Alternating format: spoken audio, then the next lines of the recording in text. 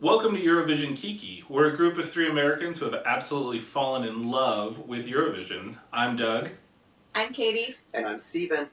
And here on Eurovision Kiki, we're hoping to bring you the best information about Eurovision Song Contest that you'll be able to find. We want to bring you history and traditions, as well as all the tea and the current ongoings in Eurovision universe. So today's episode, we're going to tell you a little bit more about ourselves and get this introduction started. So, Katie, tell us a little bit about yourself. So I'm an aerospace engineer, and I grew up in a family that was like super obsessed with music. I love all things campy and kitschy, and when you bring camp and music together, you get Eurovision. And from the moment I think I saw my first performance of it, I was like, sign me up, I'm in. It's pretty true. That's pretty accurate. How about you, Steven?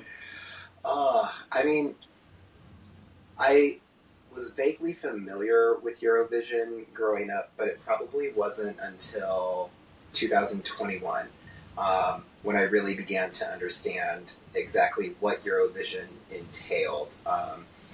They started streaming Eurovision Song Contest on Peacock, and that was one of the first times that I truly sat down and watched it from start to finish, and I'm like, this is a rager. I'm here for it. Where has this been all of my life? And from that point on, I've just been hooked and have gradually taken time to understand like past years of Eurovision, and I feel like I've just been playing like a catch-up game that was like 60 plus years in the making. There's quite a few shows to listen to. Yeah, it's like once you know one thing about the lore of Eurovision, it's hard to resist diving into more of it. Well, and then like the fact that there's memes galore, and Yeah. then you have absolutely no idea that like those songs were part of like Eurovision to Yeah. some capacity. Absolutely. Which we will definitely talk a little bit more about as we get into more of Eurovision. Yeah, But so also- who are you, Doug? Exactly. So I work at university. I've done that my whole career, but my undergrad is in history. On top of just enjoying the music, I think that my history degree actually comes into play. It's just really fun to find things that you know about Eurovision, or learning those connections, learning more about the artists who've maybe gone multiple times, learning more about the countries. So there's just a lot of history that we can dive into, and I can't wait to learn more and also be able to share what I've already learned in the couple of years that I've been doing Eurovision. So speaking of getting involved in Eurovision, so when did you first start Eurovision, Katie? So the first year I watched Top to Bottom was just last year, so 2023. And it was because of you two, actually, frankly, because Steven, you were throwing the Eurovision party to watch it, and so you were like sending me all the songs, sending me all the Instagrams, and sending me everything. And when I heard Norway's submission, Queen of the Kings by Alessandra, I was like, yep, I'm in. This is so up my alley. Girl power, Euro pop, like techno shit, get me in there. So wait, so did Steven just start sending you music and you're like, girl, what is this? I'm pretty sure. Like, That's a good question. I feel like essentially I was like, Eurovision's this thing. I think you would really absorb and just like fall in love with this. And what I essentially started doing was posting clips on my Instagram story. As the year was progressing, you know, you get all of your like submissions and entries and like selections and picks. And so the Eurovision Instagram channel would create little short 15-second clips of like who the artist was, what their song is, and things like that. And Katie finally just started like responding to my story feeds like, this is a bop, this is a flop, this is, what is this? Oh my god, I'm obsessed. And then I'm like, girl, do your homework. Like, we're having a Eurovision watch party in May, and if you know the songs, it just makes it that much more entertaining. I have to give also an honorable mention to who the hell is Edgar, because when I was listening to like the whole Eurovision playlist in my car, it took me a second. I was like, are they saying Edgar Allan Poe? What is this? Do Europeans know who that is? Yeah. They know. I was like, are No, these? they know. Are these what? Where are they from? They're in Denmark. No, Austria. Austria. Austria. Another red and white flag. Yes. But yeah, Austria. I was like, what are these girls from Austria talking about Edgar Allan Poe for? And so, yeah, I mean, it's just. And then to learn that there's like so much more like subliminal messaging Yes. behind their statements, and it sucks you in. It and totally does. So more or less, Stephen, you said get on board, and Katie said absolutely, let's go. Yeah. I mean, exactly. that's pretty much how our relationship has gone. It's like Steven being like, get on board, and I'm like, yep, I'm in, and then starting to spearhead things. That's how we went to Oktoberfest. I know. You don't just go in a little bit. No, you dive head first. I don't half-ass a lot of things in my life. It's true. And here we are. And Yeah. here we are. Look at us. Like So- that's essentially how all three of us essentially came together through other outlets. But like having this commonality just strengthens the kinship and the friendship. Let's just be real. So we know where Katie came from. So Stephen, how did you get roped into all this? Okay, so the very, very first song that I heard of that was Eurovision was Netta with Toy, which then caused me to go into a plethora of like what is Eurovision and kind of just like learning bits and pieces here. Conchita with Like a Phoenix then became a thing. I actually vaguely remember us in the US getting a little bit of news about that. Yeah, I think I remember seeing some clips of it and just being like, is that American Idol? Yeah. And being like, no, there's no way. But then, 2021 is when I really finally got to understand what Eurovision is. And credit where credit's due as well. The Eurovision Song Contest, the Story of Fire saga from Netflix also kind of helps, spearhead that whole thing too. So then when Which we will cover at some must point. discuss in good details down the road. But that really helped me launch into a love for Eurovision. Hands down, Stefania from Greece with her song Last Dance is what really captured me that year. And from that point on, I'm like, this is happening every year. Poor Roger. He's going to have to listen to this nonstop because it really is kind of like a year-round thing. The minute it's done, got to get ready for next year. Well, and I feel like our partners are pretty good about being like, okay, I will listen to what this music is, and then you'll catch them singing it, right? Yeah. For me, it was Casey being like, I hate all the songs from Eurovision this year, and then listening to Isaac and him being like, who is this? This is really good. And I was like, oh, tell me more. Eurovision! Tell me more. Gotta love our husbands. But let's throw it back at you, Doug. When did it really kind of hit for you that Eurovision's not only a thing, but I it's, have to give love? I have to give some credit to John Oliver. Not gonna lie. Oh, really? He did an episode where as John Oliver does, he's making fun, but Right. he's talking, and I can't even remember the segue, but he ended up mentioning Give That Wolf a Banana from Norway, and I was like, it's kind of a bop. Let's go look at more, what is this Eurovision thing? What are we doing?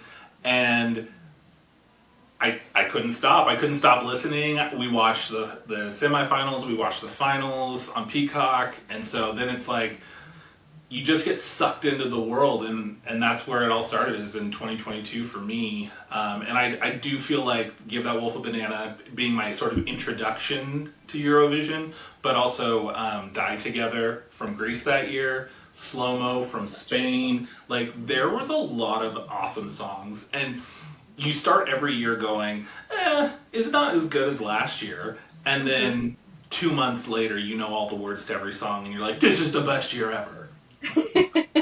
Totally. Yes, 100% accurate, because I remember as 2024 was getting built out, it's like, yeah, some of the songs are, I'm vibing to them, I get it, but like it's not capturing me, or it's like not really like grabbing me like 2023 did. But then the next thing I know, like we have a full playlist, we have 37 songs, and I'm like, okay, yeah, I'm fucking with this. Like it's a bop now. I think if I had $1 for every song that like I had texted you at some point being like, I thought this was boring at first, but it's like growing on me like a mold, and I would have all of the dollars. Like it happens with all of them. I find something to love about all of them. Exactly. Well, and there are songs that live in your head rent free. Yeah. Denmark and Sand. Let's. That was really cha-cha-cha for me last year. I was like not sold on it, but by the time Eurovision came around, I was like, if they don't win, I'm gonna riot, and we did end up having to riot. There was a small riot, but we also like accepted the fact that it's like, okay, Sweden's happening, and we just gotta like get on board with it. But like, it's really like when we talk about some of these songs, like what's really interesting, and what I hope that like people who are listening to, like, Eurovision may have actually already like hit your home at some point or another, because believe it or not, there's songs out there from past years of Eurovision that you may not even realize it came from there. So yeah, like what would you say is the most, like, if an American has heard one and only one, what is it? it's Waterloo. It's Waterloo, hands down. ABBA, 1974.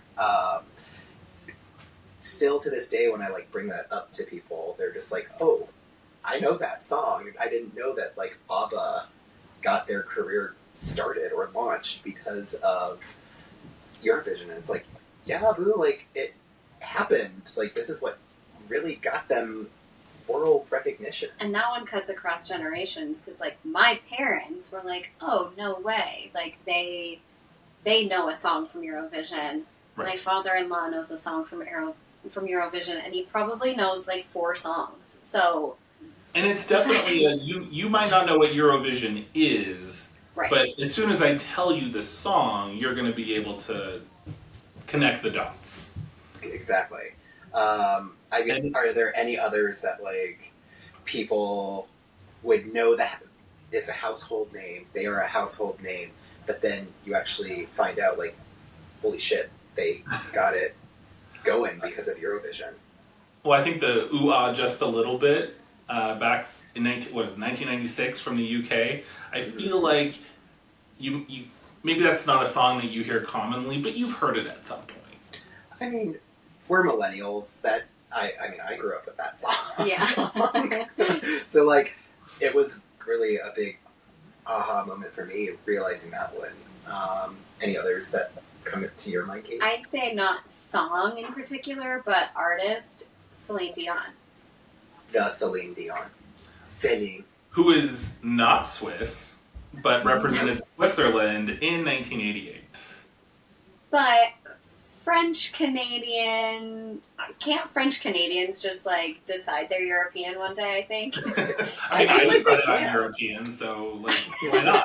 I think we can all just decide that one day. I mean, I do hope that like as we dive into these things and some of these topics in particular, like I do want to learn more of like, okay, who called Celine up one day and was just like, do you want to sing in this contest, and like go from there, and her just kind of being Celine. Or who did she call? There's like that we have too. no idea, and like I don't. Was she able to call people up in 1988? I'm not sure she was quite at her. I think she might have had a tenacious as they say. manager. I haven't watched the documentary yet. I have not yet watched it either. It's on my to-do list though. I mean, folks say she's a diva, so was she at diva status at the time? I think you're born a diva, frankly. Well, I mean, Steven is obviously a diva. Yes. I don't even have a sassy comeback for that, but like, You're just like, no, bottom that's line- Just say thank the you bottom line, and move yeah. on. bottom line is accurate, and like next topic. I mean, but like let's think about like where we're at in like current time, because social media also plays a huge influence now on reels and sound bites and clips that we hear. And Katie, you had mentioned this in a conversation with us not too long ago, like some of the songs that you had heard prior to when you really got on board, you found out they were from Eurovision. Yeah, one of them that was like big, I think, before I got into Eurovision was Arcade by Duncan Lawrence, 2019. Netherlands, 2019. Yep. That's like, I'm not gonna sing it. That's one that you're not gonna know by like the name of it, but if you heard it, you're like, oh yeah, I definitely have seen this. Yeah. I've heard it places. We definitely, like, between the three of us, neither of us can carry a note, so, like, the best thing for our viewers to know is, like, Duncan Lawrence Arcade is the name of the song. Go look for it, and I guarantee you will be at complete shock at the fact that, like, you know this song, or you've at least heard it in some form, one way or another.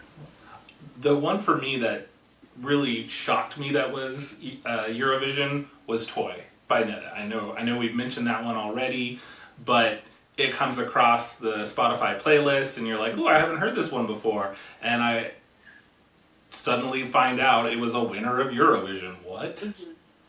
All you had to do was make chicken sounds, and you are, next thing you know, confetti is just like streaming all over you, and you've got a trophy that and we're talking about Pikachus, and then you have to like safe search that, and it's a whole thing. Uh-huh. Well, if we're gonna bring up Pokemons, then the Squirtle meme, also a Eurovision song. Also a Eurovision song, yes. Oh my god.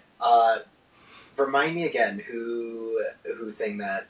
It's Moldova 2010. That's right. Sunstroke Project and Oliatira. That sounds about right. Yeah. And I will never forget the look on your husband's face when he put two and two together. And he just kind of sat back and was like, huh. He does a pretty good dumbfounded face. Let's be real, nobody remembers the words so much as the jazz portion that you hear in your song. Right. It's just Squirtle playing the saxophone. That's all you know of it.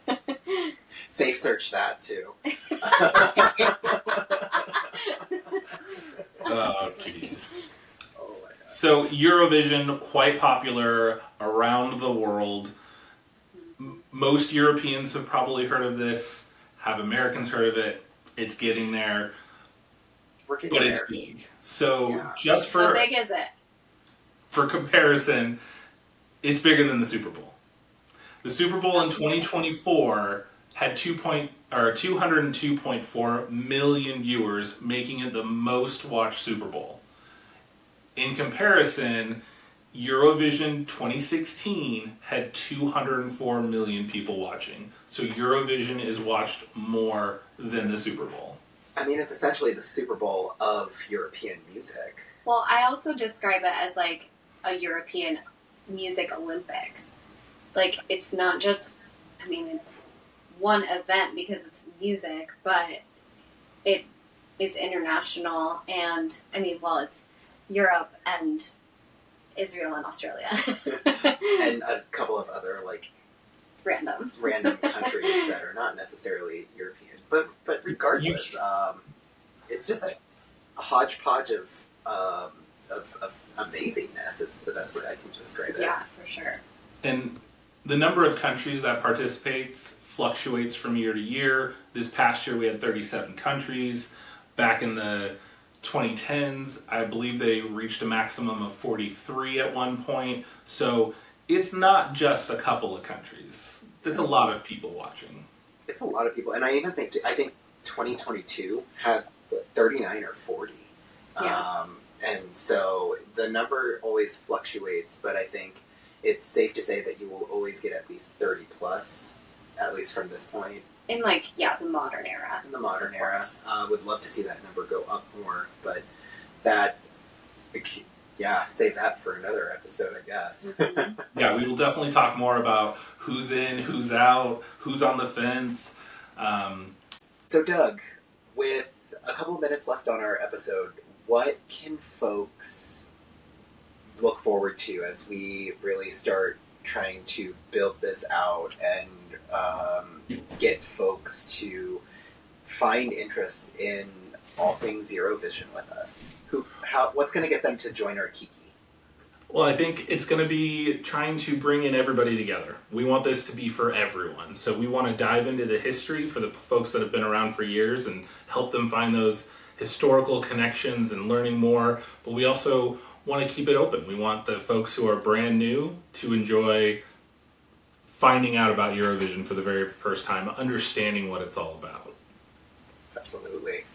And you can find us on Instagram, Twitter, TikTok at Eurovision Kiki. Yep. And of course, as we are working to build things out, we would love to get thoughts, comments, feedback, and most importantly, questions, because I'm sure down the road people are going to have a ton of questions that we can hopefully help answer for them. So you can, of course, email us as well. That's eurovisionkiki@gmail.com. So there's that way to get in touch with us too. Or slide into our DMs. You can always slide into our DMs for sure, and we will do our best to answer them. But on that note, I think this is a great time for us to just thank everybody for listening. Doug, anything else that you want to throw out there? Join us for the next Kiki. And we will talk to you all later on.